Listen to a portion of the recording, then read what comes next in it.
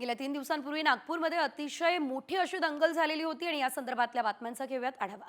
Nagpur दंगलीचा mastermind Faheem खानची police कोठडी आज आता संपणार आहे आणि त्याला आज कोर्टामध्येही हजर केलं जाणार आहे। फहीम खानच्या जहाल भाषणानंतर दंगल भडकल्याचं पोलीस तपासामध्ये समोर आलं असल्याचं बघायला मिळतंय। जमावानं काही भागातील घरं आणि वाहनं चालली, त्यांच्यावरती देशद्रोहाचा गुन्हा दाखल।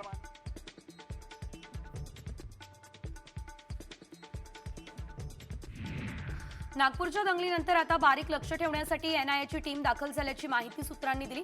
मराठवाड्यातल्या जालना, परभणी, नांदेड, बीड, उदगीरमध्ये ही टीम लक्ष ठेवण्यासाठी दौरा करत असल्याची माहिती आहे। दंगल किंवा तेढ उद्भवेल असं कोणी काम करतंय का यावर देखील या टीमचं बारीक लक्ष असेल।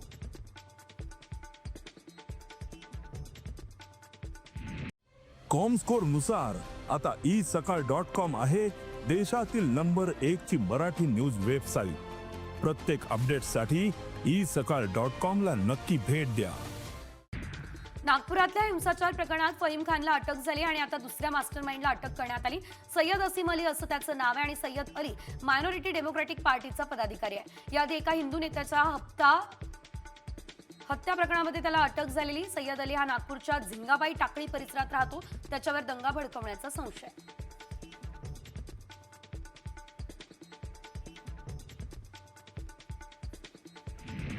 नागपूरमधील हिंसा